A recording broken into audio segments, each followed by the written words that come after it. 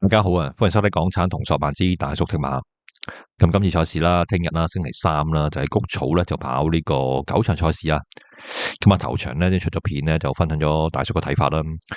嗱，呢條片想講講尾場啦。尾場咧就跑3班嘅1200米啊，咁啊呢場咧出馬咧就12隻啦。嗱，其實你細心啲研究下咧，其實呢場馬都好多咧，即係邊線馬，覺得呢場即係唔可以話死話去唔得。咁可能檔位形勢稍微差啲，咁啊大家都要動動腦筋咧，咁啊諗下啲咩馬得，邊啲馬唔得啦。咁呢場馬咧，我諗啊熱門咧都會不外乎咧喺呢個8號嘅沙井之友啦，因為呢隻馬咧就因為大家都知道啦，周俊樂咧同馬主嘅關係啦，咁啊即係外父嘅馬嚟嘅。咁但係問題咧，沙井之友呢隻馬咧，你其實你睇翻呢幾場嘅走勢啦，好近嘅，越嚟越近嘅。但係問題你睇翻佢上場啦，當然佢就會攝咗落去內檔嘅，即係稍為不利嘅場地啦。咁啊，夜馬就有愛心得喺大外檔冚贏晒，贏咗都8萬挑戰大賽啦。咁但係沙井之友，你見到咧內檔咧，其實佢都係即係湧下近啲，湧近啲，就冇一個好強勁嘅爆炸力咁樣衝上嚟嘅。其實呢幾場都係呢個情況嘅。咁啊，我呢隻馬就係真係可能係稍微跟前啲，但係欠缺好強嘅爆炸力。今場咧其實都係同嘅情況，尾場嘅賽事咧場地咧永遠都係內檔咧有少不利嘅。佢二檔佢點樣可以令到自己咧可以叫到出去出邊中外檔冚咧，有啲難度嘅。咁啊，你話當然啦，你話近可能越嚟越近有機會上名咁，我都唔會否定呢樣嘢嘅。但係你話如果要去到夜馬咧，我覺得佢好似仲係爭緊啲嘢咯，仲爭緊啲嘅爆炸力，說服唔到我去買，幫佢買 win 啊。咁呢樣要小心咯。咁啊，講下其他馬先啦。1號馬海船星，咁啊呢隻馬就嗱，贏馬一場咧，就靠呢個天下第一高手莫亞幫佢贏馬啦。咁啊，其實之前咧幾 win 啦，咁啊都係不斷喺低分度咁贏上嚟。但係咧今季咧去到呢個分數咧，感覺上真係有啲難度啊，好似咧差唔多咯，贏唔到馬。咁啊，當然呢隻馬咧，你即係呢啲中年馬咧，你有好多時咧，大家覺得佢唔得嘅時候咧，永遠咧一贏嘅時候咧，都係啲冷門。咁啊嗱，嗰場咧，你諗下啦，莫亞其實夜馬之前嗰2場都係講緊跑第2、跑第4或者田倉谷草1200，咁啊啲狀態其實到位啦，咁啊再俾莫亞咁可能稍微檔位差少少啦，咁啊已經23倍贏馬，咁你其實好匪夷所思嘅，呢個亦都係香港賽馬嘅現象啦。即係有啲馬咧，去到即係有能力嘅，但係去到有啲樽頸位之後咧，大家覺得咦佢衝唔過呢個樽頸咧，就越買越爛嘅。咁呢兩場咧，俾周俊樂同埋阿布文騎咁啊輸啦，咁啊因為都個磅位都重啊，133、134啦。咁啊輸兩場之後，咁啊隻馬就仲未減到分啦。咁啊呢場夾布文134，咁我都覺得係呢場有啲難度嘅，難度在於咧個磅位重啦，同埋一檔咧後追跑法，睇下佢點樣喺裏面咧即係叫個靚位出嚟啦。咁但係你話如果即係30-40倍呢啲咧，我覺得有啲誇張，可以拖翻一票啦。即係變線，所以就話呢啲邊線馬好多嘅，你畫唔死佢。2號馬紅日社咁啊，霍雲星嘅坐騎啦，霍雲星最近咧，我覺得都係嗰個手感各方面都比較差。咁啊呢隻馬咧就今季咧就贏唔到馬啦，咁啊一路分咧就由上季初嘅88分減到落嚟咧，而家就77分。咁但係呢隻馬咧，我咧就真係要啲，即係上季都衝得幾緊要啊！咁啊，即係成3 win 上到分加20幾分。今季咧，我覺得就都係需要啲比較長嘅時間減分。係咪而家可以得咧？我覺得都係等佢上翻名先再跟啦。啊，我覺得就加上霍雲星又唔係好 fit，即係手感唔係咁強嘅情況之下咧，孭133磅咧唔係咁容易。3號馬好好戀愛，嗱呢隻馬咧，其實你睇翻咧好後生嘅3歲嘅，但係你見到落地咧已經咁快得咧，咁啊一定好啦。咁啊1000米谷咗1000，場場都後追得近，啊咁追得好。咁啊上場咧其實都跑得好噶，不過但問題就嚟啦，呢啲馬咁被動嘅跑法，跑谷草1000咧一定唔着數，即係你始終即係你追咗幾多隻馬係咪先？咁啊同埋磅位啊一路咁樣加啦，咁變咗要孭住比較重磅，對於3歲仔咧係蝕底嘅。咁今場咧咁啊俾加程啦，1200米都足以。咁啊可能咧方家柏都係諗下呢隻馬，其實咧後生嘅啫，3歲仲有得用嘅，唔需要咧一季揸晒佢啦。咁變咗而家咧都好鏡住用啦，咁變咗孭住132磅，可能有啲重咧，就揾下黃志宏騎。減翻5磅咁啊，127磅咯。咁啊，但係問題就係黃志宏咁樣喺後邊咁樣冚上嚟，呢隻馬唔係容易騎噶。咁睇下點發揮啦。我就覺得咧呢場咧要後追跑法嘅馬咧，有啲其他更好選擇咯。四號馬傑出漢子呢隻馬就其實都超額完成噶啦，即係喺呢隻馬生涯裏面，即係非常之準成啦。去到咪哥徐實嗰度，咁我覺得咧今季咧佢個目標咧減分啦。咁上季咧成季喺個百幾分度咧，咁啊好勉強贏翻場頭馬，咁啊落翻三班，咁啊跟住咧個分又上咗嚟咧，咁我今季咧都係即係的起心肝啦，全季減分啦。呢啲馬好忠心，其實咧佢去到個分，即係我諗三班可能60零分，咁啊有利嘅水平，咁啊操翻嘅狀態咧，連場都跑得好嘅。咁但係而家呢個分咧，真係唔係咁容易啊。同埋可能咧，佢要去到季尾咧，啲場地比較即係受天雨影響嘅場地咧，對佢有着數少少啊。5號馬天外迎天啦，咁呢隻馬其實咧連場跑得好噶啦，咁潘頓咧其實今季咧都一路咁揦住都冇放過手啊，即係自從咧上季咧攞咗隻馬騎之後咧冇放過手，咁都即係同隻馬咧都有啲感應啊，咁你話上場咧咁跑第四。咁但係咧，其實得佢一隻喺外邊冚得好咋，頭三名金牌活力、川河洞區三軍勇將都係跟前或者係內檔着數嘅。天外迎天咁喺出邊一冚上嚟，咁你見到咧，其實咧潘頓咧見到追唔係好追到咧頭兩名咧，佢都係咧啲慣性嗰啲手法嘅啦，都係咁以養下隻馬啫，唔係抽得好緊要嘅。咁今場咧又係11檔喎，咁但係咧呢場又係繼續啦，覺得佢唔得，但係其實呢隻馬咧4歲馬嘅咋，我覺得佢咧如果喺出邊冚咧跑得好咧，希斯咧好有呢啲咁板斧嘅，我覺得呢如果個目標一扯快少少咧，呢隻係要喺出邊冚咧，我就寧願揀隻天外迎天5號好嗰隻好好戀愛啦。6號馬加州本事呢隻馬咧又係今季咧佢踏入咗嗰個成熟穩定期咧，場場都上名啊！今季咧睇下跑8場馬2 win。跟住3個第2，3個第3，冇甩個 pace。但係你見到呢隻馬咧，場場咧都唔係大熱門嚟㗎。即係咧，除咗贏馬第一場咧34蚊係 win 大熱門啦，跟住後尾咧都60-70蚊好好分嘅。即係又係嗰啲啦，覺得呢隻馬唔得，但係你根本佢反覆證明咗自己忠心準誠，一路得跑法又主動。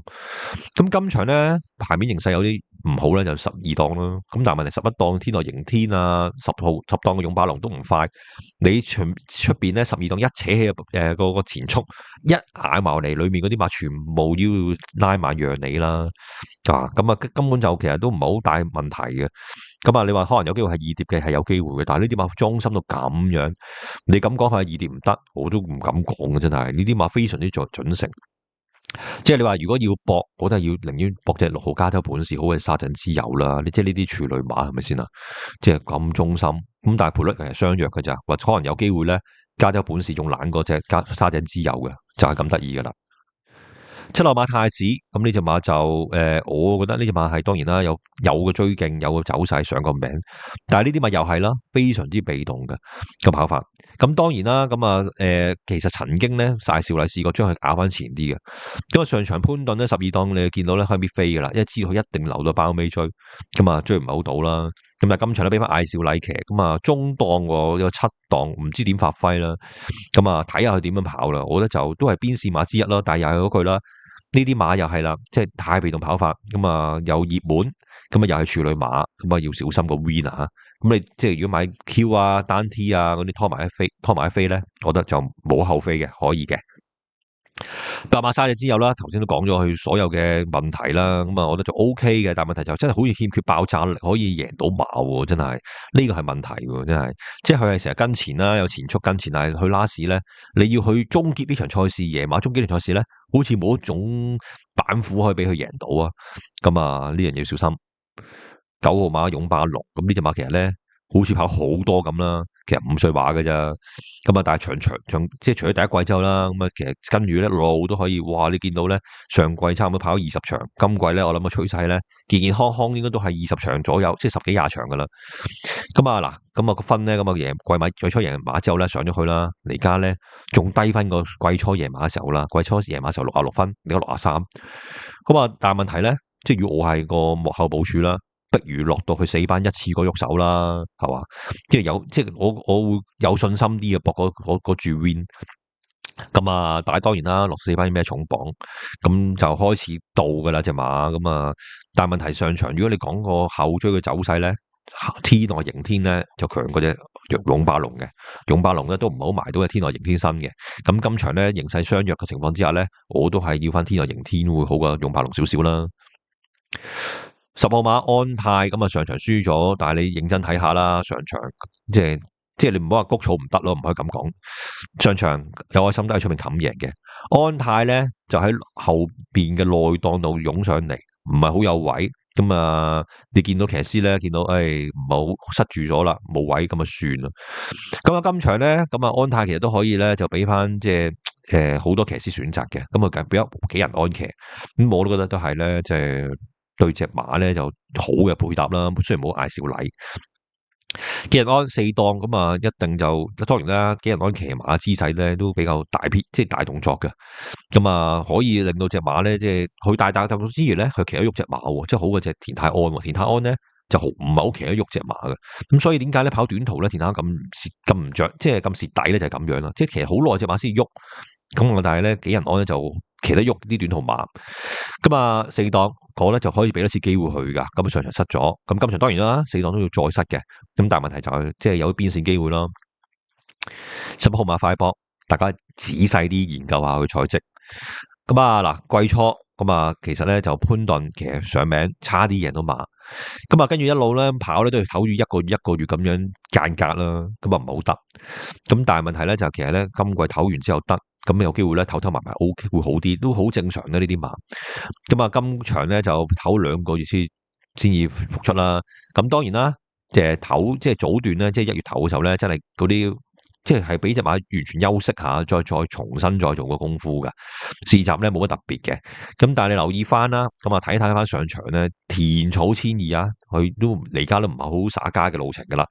跑第6嗌少禮，咁但係咧其實咧你見到咧佢出邊冚啦，佢隔離嗰隻有熒光咧，咁啊再跑咧都可以入竅嘅。咁啊你見到咧有熒光再跑咧，其實咧就係喺呢個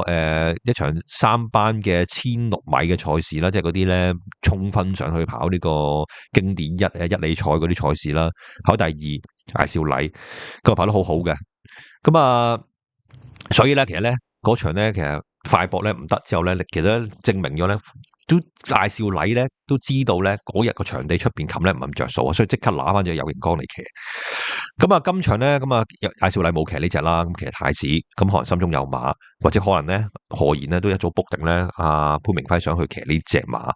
咁啊我覺得太子都係邊線馬啦，但係如果同時間咧，我覺得阿快搏咧都係有個邊線機會嘅，因為我覺得佢上場咧係田草1002咧都喺個不利嘅形勢度咧追得近嘅。咁啊，但係快搏呢場咧，應該咧大家都遺忘咗佢噶啦，應該都有10幾20倍嘅。呢邊線冷門咧，越冷越醒神啦，呢啲馬